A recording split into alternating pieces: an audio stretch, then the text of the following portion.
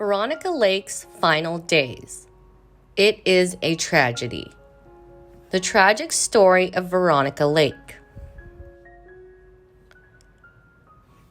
Veronica Lake was one of the early stars of old Hollywood, and she showed great versatility, appearing in dramas, comedies, or musicals.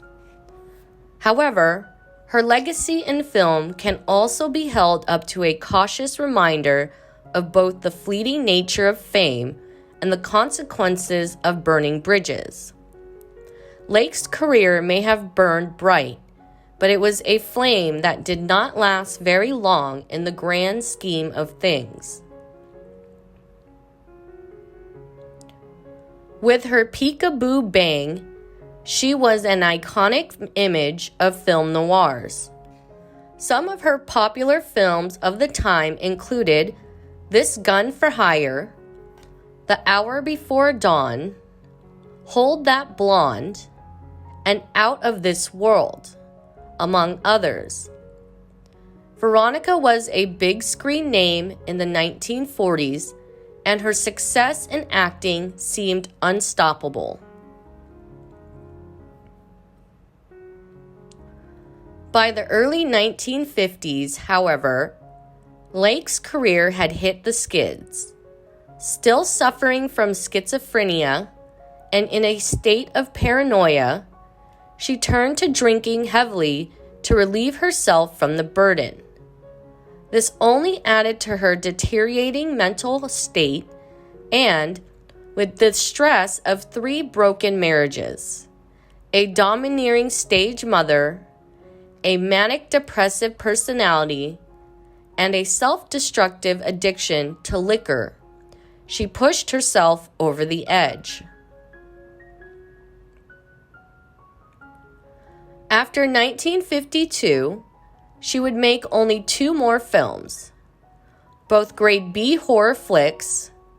The beautiful superstar with the peekaboo hairdo, who entertained and inspired so many, never received the professional help which would have saved her from the mental suffering, and she would endure it alone.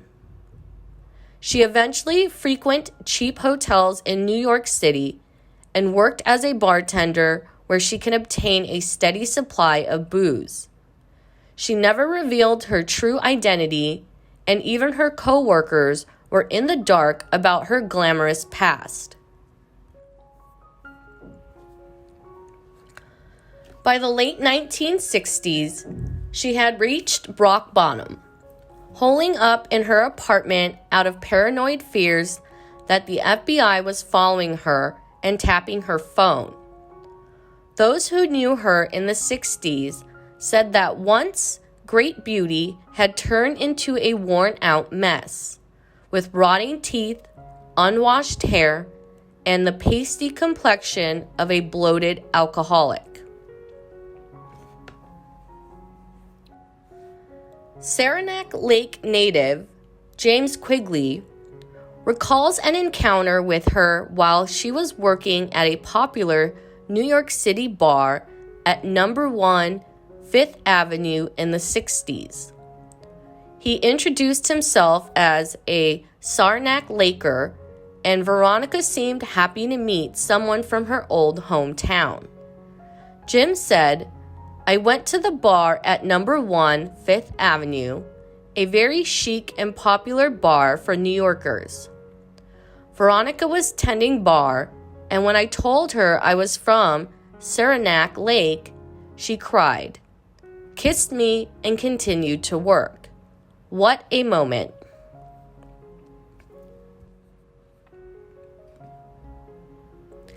In the early 1970s, Veronica made a brief return to the spotlight with the publication of her autobiography, which earned her enough cash to relocate to the British Isles.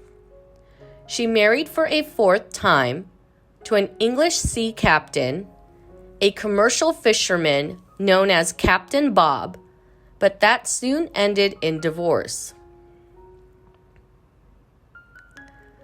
In early 1973, she returned to the States, According to the doctors who treated her, she was already pretty far along with an acute case of hepatitis, and she was not long in Saranac Lake before she was admitted to Will Rogers Hospital. According to her doctor in Vermont, Warren Beacon, Saranac Lake did not have the resources to treat her as well as the medical center in Burlington. So on January 26, 1973, she was transferred to the Fletcher Allen Hospital. Her presence in the hospital was not publicized because, according to her publicist, William Rose, frankly, I didn't think she was going to die. He was not aware of the extreme state of her medical condition.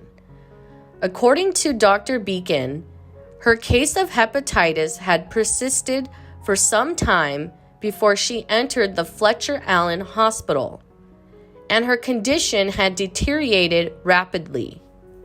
Word of her true identity quickly spread throughout the facility, and the hospital staff visited her room to pay their respects.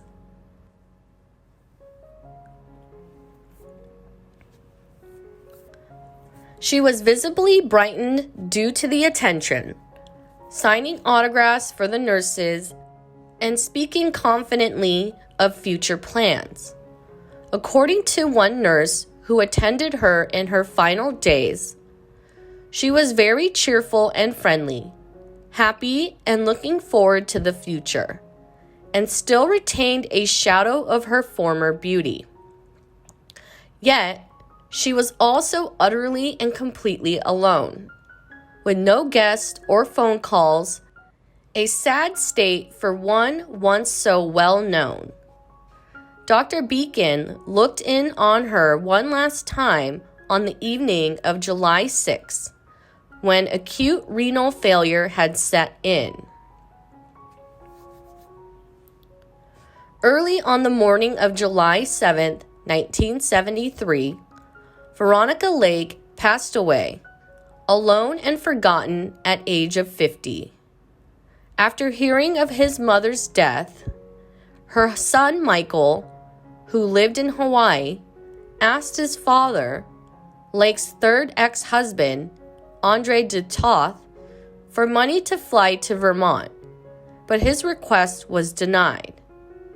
Michael had to take a loan out to fly to Vermont to claim the body from the Corbin Palmer Funeral Home, located near the Fletcher Allen Hospital. She was then cremated, but her ashes were stored at the funeral home until payment could be made. Her sparsely attended Manhattan memorial service was paid for by a friend, veteran ghostwriter Donald Bain, who penned Lake's incomplete autobiography.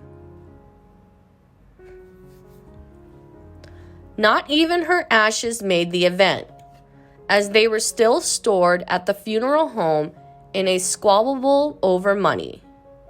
Her ashes remained there until March 1976, when two friends volunteered to bring Lake's ashes to Florida. Bain sent the funeral home $200 to cover the back storage fees, and the ashes were shipped to the Park Avenue residence of a friend, William Ruse.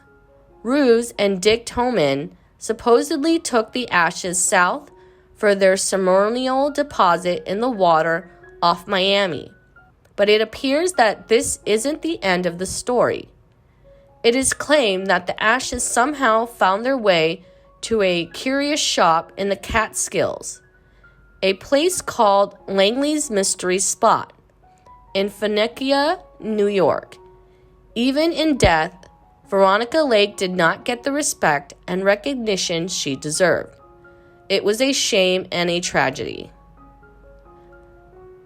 Goodbye, Veronica Lake.